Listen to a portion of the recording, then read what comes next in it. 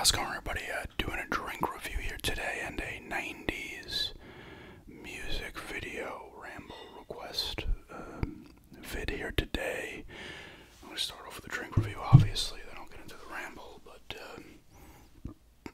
the drink review wasn't part of the request, but I like to do something with these drink reviews, so I figured I'd do that one. I've got a Dream Float Alani new energy drink here today. I'm pretty sure I haven't had this one. If this is like anything like the other orange drinks I've had, energy drinks, I should like this quite a bit. I've liked, I think, most of this brand. The Witch's Brew, the Cosmic Stardust. I think there was like Hawaiian shaved ice. And something else. It smells good.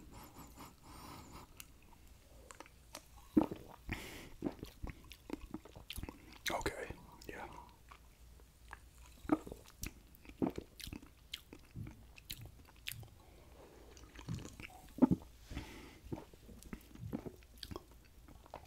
That's really good, actually. I'm pretty sure I've not had this.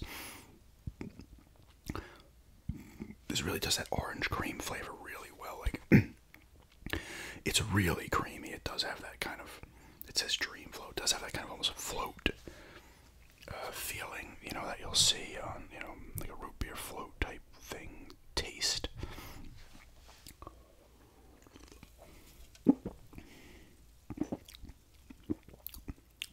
That's really good.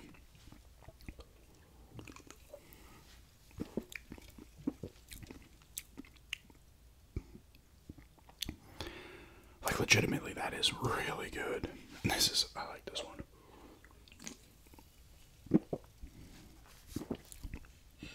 I saw this in Food Lion and I was like, that's gotta be good. And immediately grabbed it. These are my favorite kind of drinks, and that's the thing, you know. If you don't like this flavor, you're not gonna like this, right? But I really like this flavor, so.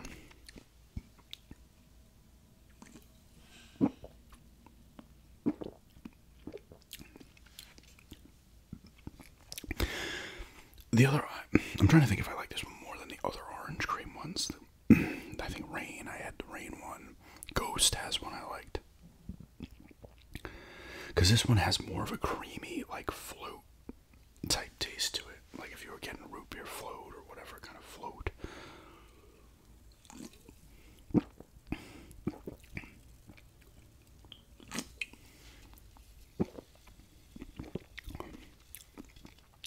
That's really good. That's a 9.5 for me. I love it. I've never had this kind of drink, like this kind of flavor, this orange cream flavor, orange cream bar flavor, and had it be subpar, even just decent. It's always like good.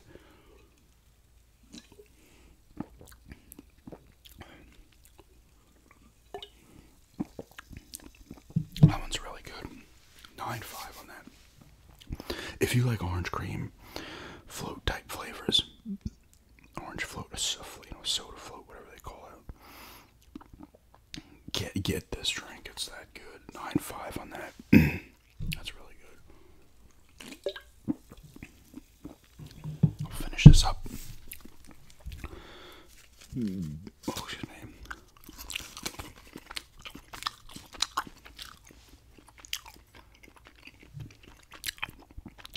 While I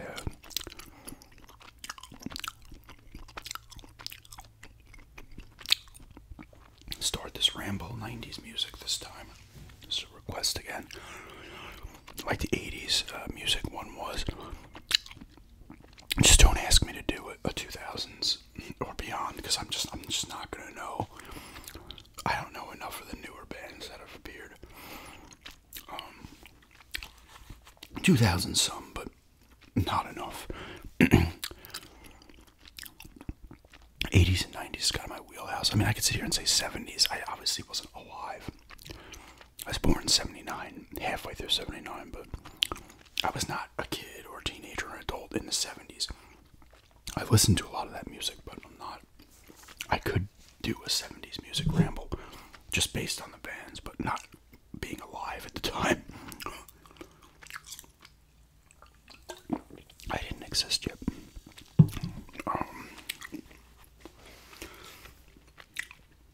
In 90's, and this is going to be some bands, obviously, that were in the 80s as well, but were still, if not even bigger in the 90s than they were in the 80s. But obviously, you have like grunge and stuff making its move. I think Nirvana's first album was 88. I mean, you had bands like the Melvins and stuff that had stuff. The Melvins' first album might have been like 85 or 86. They really kind of were one of the first, and I think there was another band with what's it called, Green River. I think it was after the serial killer. I think that was in Washington. It was the guys from, I think it was, what are their names? Stone Gossard and Jeff Ament. Those two that obviously ended up doing Pearl Jam. I think they were around. They had I don't know if they actually had an album, but they had a band. I'm pretty sure it was called that back then. And then Soundgarden came. I think their first album might have been 87. And Nirvana's, I think, was 88.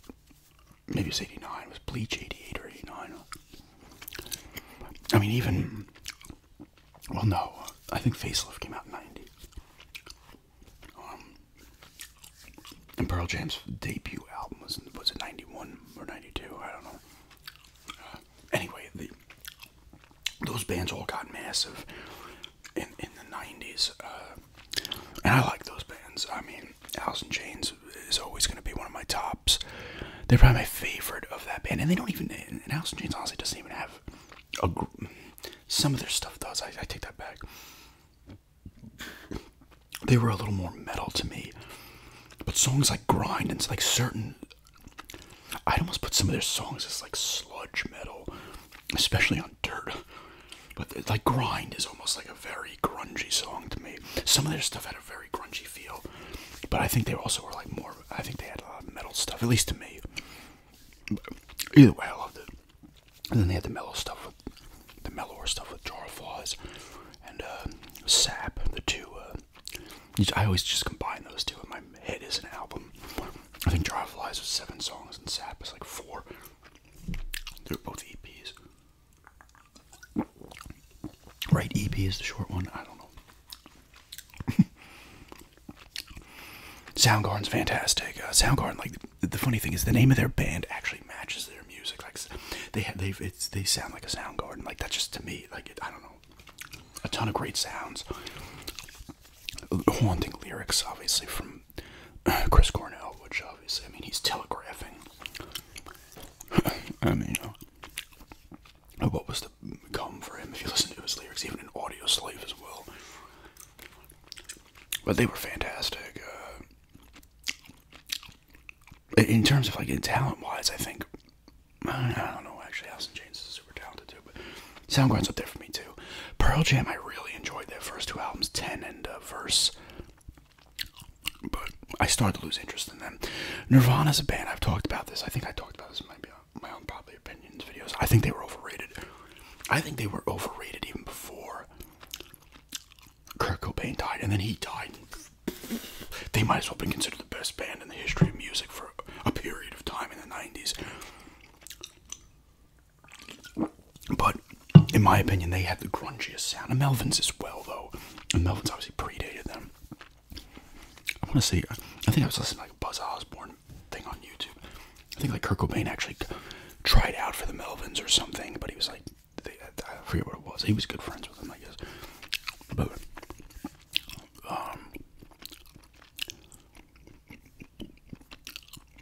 But they had a very grungy sound. Nirvana. And then there's bands like Mudhoney as well, right? Screaming Trees were in there. Like, I didn't listen to a ton. I knew some of those songs from those bands. I know the singer. I don't know, was he in Screaming Trees? He had died maybe a couple of years ago. Mark Lanigan, was he in Screaming Trees? He also sang on a lot of the Queens of the Stone Age albums.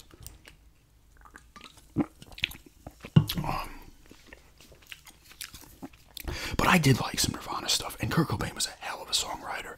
I think it was Jerry Cantrell. It was like Kurt Cobain, he's like, not a great guitarist, hell of a songwriter. Which is true, that guy was in it. And he had some really good lyrics, Kurt Cobain. And some of their, like, I love some of their tunes. They weren't like on my top bands of like coming that Seattle area scene, or whatever, grunge scene, whatever you want to call it. But they had, like, there were some great Nirvana tunes that I really liked. I don't know, I always, because that's how it was, like, they had Bleach, and then Nevermind came out, and I already think Facelift was 90, I want to say it was 90, and they already had a hit, Alice in Chains with Man in the Box, so there was already, like, evidence of hot stuff and hits coming out of Seattle. But once Smells Like Teen Spirit came out, people were losing their shit. Like, I remember I was in, well, that came out in 90 or 91. I don't know the exact, it was 90 or 91, Smells Like Teen Spirit. I think I was in 6th grade when it came out, so it might have been later 90, well, it might have been summer in 91, maybe. I could look it up, I don't feel like it. I'm pretty sure I was in 6th grade when it came out. But they were all over MTV, their videos. Then they put out Incesticide, which was like it was not like an actual album. And I liked, it was covers and then some, I guess, some B-sides. And there was some stuff I really liked on there. And they did good covers, actually. Like Turn Around, I think, is a cover. That's a good song. I think what else was on there? Aero Zeppelin. And I think there was like Polly might have had a different version on there. I forget. But I like what they had on that album. And then In Utero came out, and people were losing it for that too. I actually probably like that album more than Nevermind, and Bleach is really good too.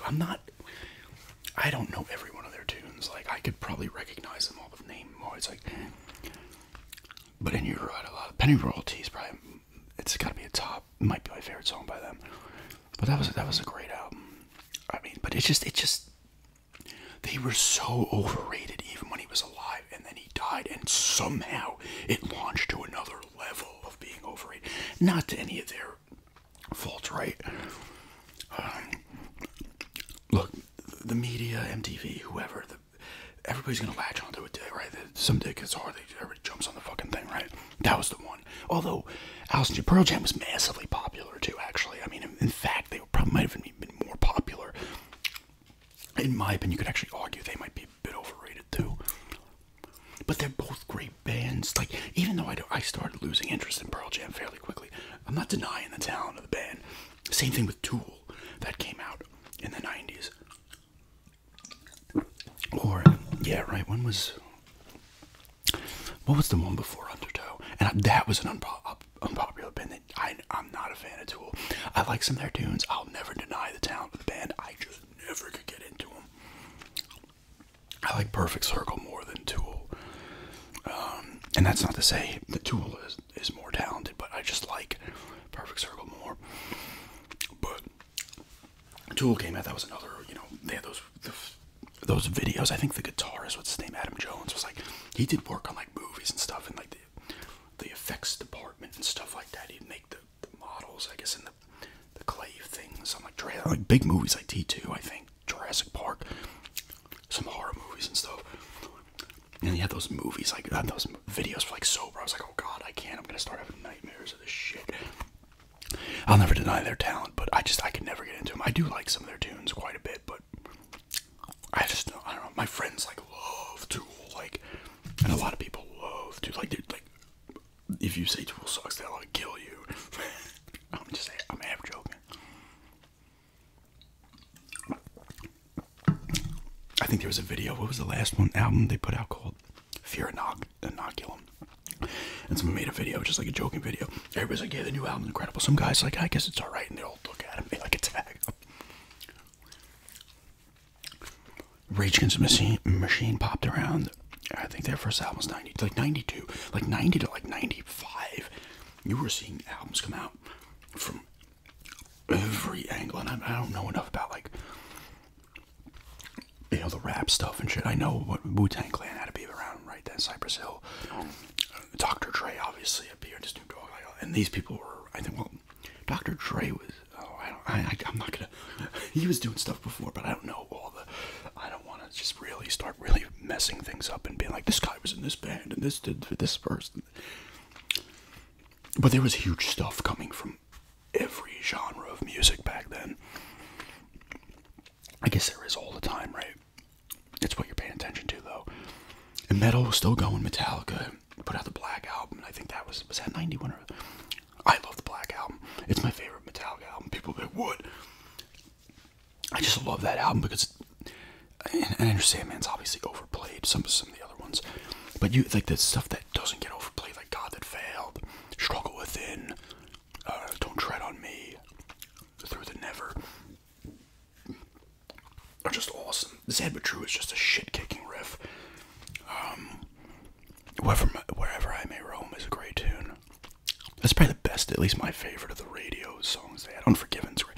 It's a great album, and I just love that album. Like, and I love Kill 'Em All is great. Justice for All. I've talked about Metallica in the 80s Ramble. I like all their stuff. I like Saying Anger. I'm not as big a fan as I used to be. I got to see him a few times. Well, I saw him once at the Meadowlands I think that was on the Reload tour, and then I saw them at Roseland when they did their cover tour, when they put out Garage Inc. In '98. We went and saw them in Roseland. That was nuts. Like, they only played like 2 shows doing that. I think Philly was one. Maybe there's a couple more, but I know they played in Philly and played in New York City, and that was a sick show. And the band that opened for them just played. They were a Metallica cover band, so that was cool. That was an awesome show. But I saw them in. We saw them in the Meadowlands, and Jerry Cantrell opened, and so did Days of the New. They're still going through. Megadeth, in my opinion, had their best run in the 90s. I'm pretty sure Rust in Peace came out in 90, and that, in my opinion, might be the best metal album. That album is flawless. The beats, like, hearing a metal album with those Nick Menza, those beats, you're like, oh, these beats are sick. And the lyrics, just that. Rust in Peace is phenomenal. And then Cryptic Writings is great. Euthanasia is great. I meant to say Countdown to Extinction, then Euthanasia, then Cryptic Writings. A lot of people didn't like Cryptic Writings. I loved Cryptic. I thought it was a great album. I saw them on that tour at the Hammerstein Ballroom, and that was an awesome show, man. That was a hell of a set list. They played Wake Up Dead. They played In My Darkest Hour. They played Peace Cells, Sweating Bullets, Black Curtains. They didn't play Train of Consequences. Symphony of Destruction. They played, I think, 6 off of Sin, Trust, Almost Honest, She-Wolf, FFF, and something else off of Use the Man, maybe off of Cryptic Writings. They played 2 off of every album. Anarchy in the UK, but it's a cover song that was on So Far So Good So What. They didn't play anything off of Killing Is My Business. That's the only album at that point that they didn't play anything off of. Yeah, they played Hangar 18 and Holy Wars off of Rust in Peace. Euthanasia was Black Curtains, and what the hell was the other one? Countdown was Symphony of Destruction and Sweating Bullets. What was the other song they played off of Euthanasia? It wasn't Train of Consequences, it was something else. What were the other radio, well, MTV music video songs? I can't remember. And, you know, bands like Anthrax. Anthrax put out, in my opinion, their best album. It's my favorite.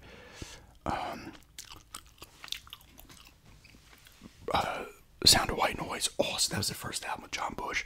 He's a better singer than Joey Belladonna, in my opinion, although a lot of people like the albums with Joey Belladonna better. John Bush, and a lot of people in metal say this.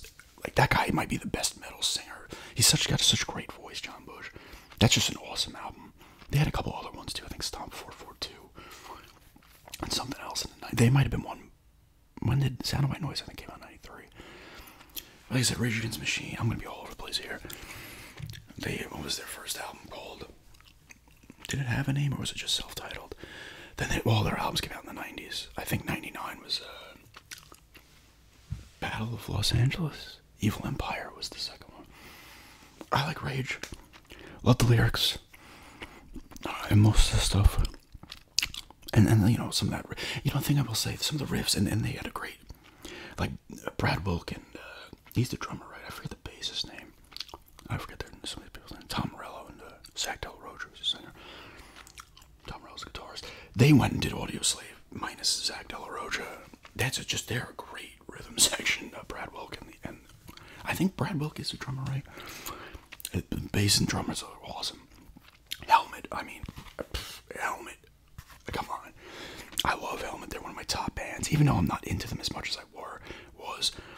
Their music's not as good. Page Hamilton still. That dude writes some of the best riffs. My God, Helmet's underrated in my opinion, especially Strapping On. In the Meantime, Betty, and Aftertaste, and even Size Matters. I like that was one of them. Page Hamilton actually had the bassist from Anthrax. I always get it. Charlie Bennett Dante, is that how you say his name? He was the drummer, I think. I forget the bassist's name. He had kind of, I don't know if they toured with him or not. And I think he had one of the rhythm guitarists on the last, because they had a couple of rhythm guitarists in the 90s too, but the main guys were John Stanier on drums, obviously Page Hamilton, guitar vocals, he's pretty much the songwriter of almost everything, and Henry Bogdan on bass, another incredible rhythm section. Henry Bogdan and John Stanier. John Stanier is an incredible drummer, man. Then he ended up being in Tomahawk for a bit. Battles. Mark of Cain, he might have been on an album too. They were a great rhythm section. My God, I love Helmet. Those four. Aftertaste is the weakest of those first four, but the first three, my God, just grooving riffs, different metal. They all just came out in t-shirts and hats. Like, they didn't look like a metal band. They just came out like regular dudes, which I appreciated. I was like, great, this is awesome. There's no gimmick here with the clothes, you know. And Page Hamilton's, his voice wasn't that great, but fit the music. His lyrics back then were some of my favorite. Him and Mike Patton. I'll get into Faith No More in a little bit. Just incredible. I mean, I can't. Some of his lyrics are so goddamn good. And then his lyrics got weaker on the more recent albums, but some of the riffs are still there, and he's still a hell of a songwriter.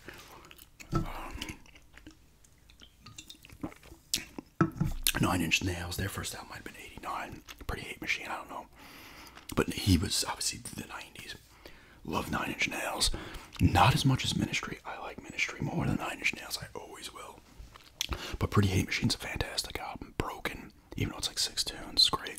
It was Downward Spiral, the third one. And then I kind of lost a little, not lost interest by it.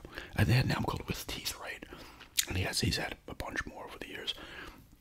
But Ministry, I mean, Ministry started with Sympathy. It's a pop album that apparently can still get played in the clubs.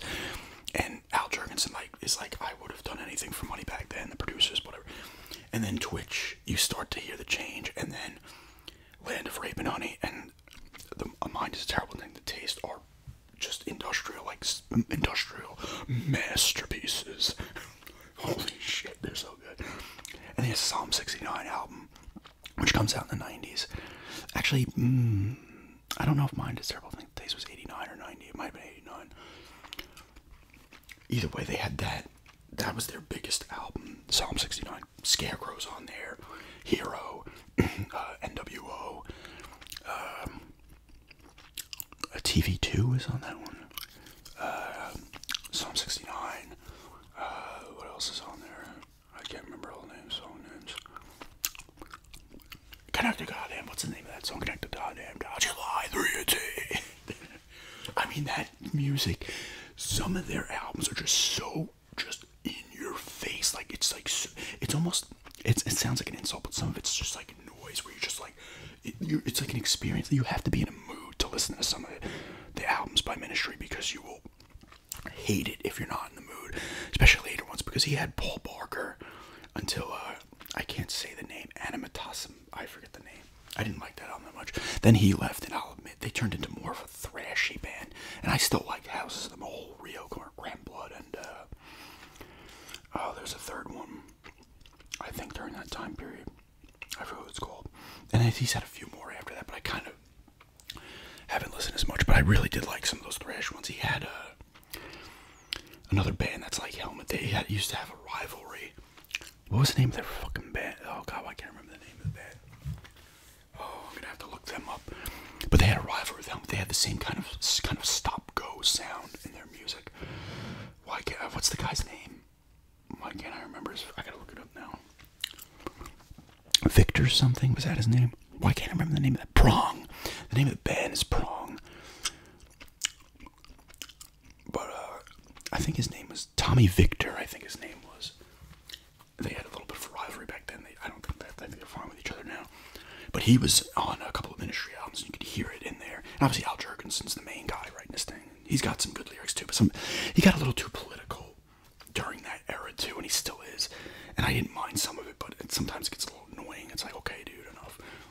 I can agree with you politically, or disagree with you. Even if I agree with you, if you keep harping on it, it starts doing really shit at me. It's like we know how you feel already. You have to keep going on, right?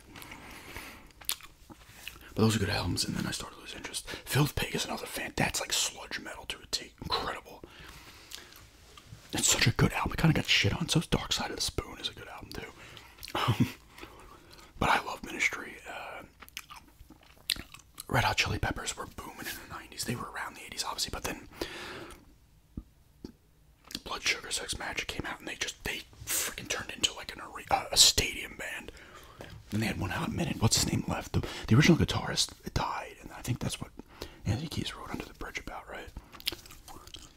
And then they got, I'm gonna forget his name too, but he was very young. He was like 18 on the Blood Sugar Sex Magic. Was he on Mother's Milk? Yeah, I think he was on Mother's Milk as well then. And then he was on Blood Sugar. Why can't I remember his fucking name? And then he left One Hot Minute. Dave Navarro was on, and then he came back for a couple albums, and he was gone again, then he came back. Why can't I remember? John Frusciante. He's a hell of a guitarist. I like a lot of Chili Pepper stuff. But they got huge in the 90s. They were fucking, and they still are. And then, you know, the mellower stuff too. Tom Petty's making a lot of good albums in the 90s. Wildflowers came out in the 90s. I think Into the Great Wide Open might have been 90 or 91. Oh, no, not Full Moon Fever, I think, was the one that was in the early 90s. And you had a lot of the other stuff coming too.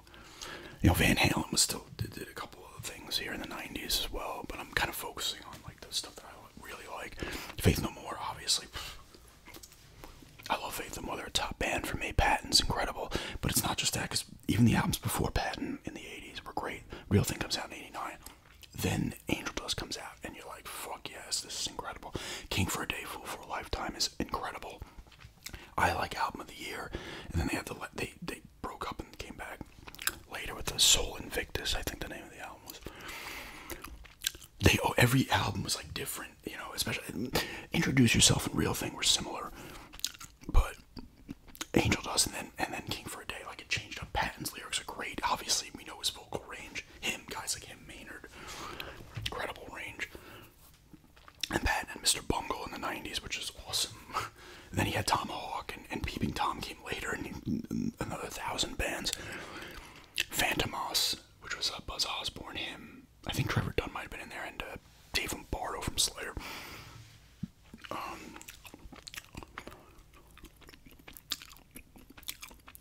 Buckethead was floating around all throughout the 90s. And he's obviously one of the best guitarists out there, still is. Primus. I mean, Primus is incredible. Like, get out of here. Like, fucking so good. Obviously, everybody knows Claypool, but Tim Alexander and Larry Lalonde are incredible in their own right as well. They're both awesome. And then Tim Alexander left. He had two guys in the band before they left before an album came out in Primus, and then I think Sausage is the band with those original dudes. Tim Alexander left for the Brown album and Antipop, and he wasn't on Green Dog Eye. That was the original Primus drummer from before they made an album, I would think. Jay Smith or Jay Lane? I don't know. And then he's back now. I'm pretty sure Tim Alexander. That's like the three, though. Him, Larry Lalonde, and Claypool, and it's just so good. Obviously, the bass is incredible, but the drums and the guitar are so good. They are such a great match. I love Primus. They're so good. I just had another band in my mind, and they left. I forget who it was.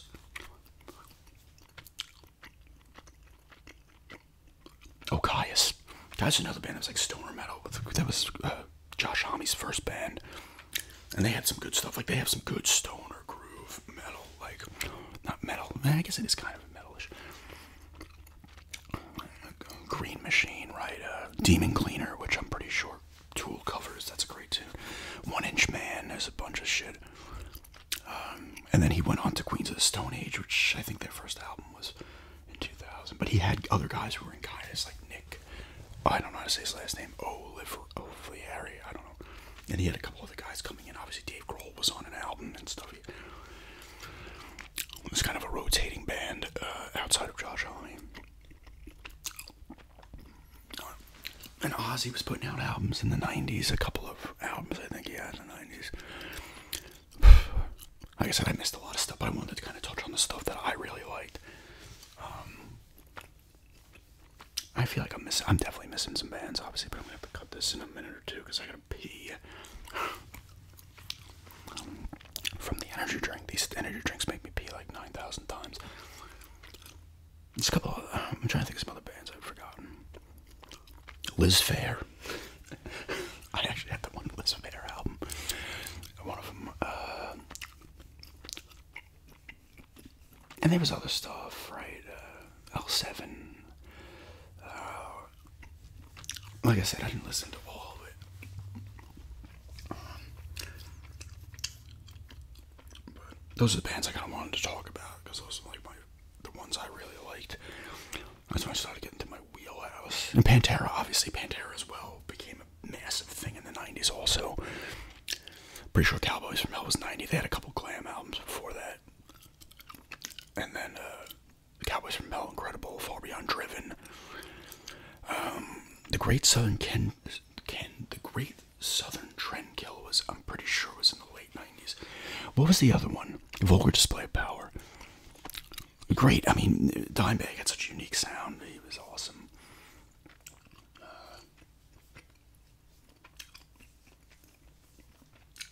There was just a ton of stuff in the 90s coming out. It was just a push. And it was so different from the 80s. You know?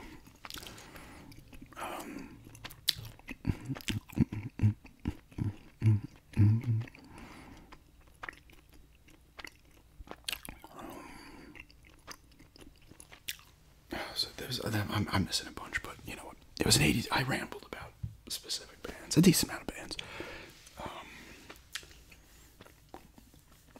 But yeah, this is just a drink review of Dream Float here. Alana U. This is awesome. 9.5 out of 10. And a request for 90s music ramble, and thanks for checking this out.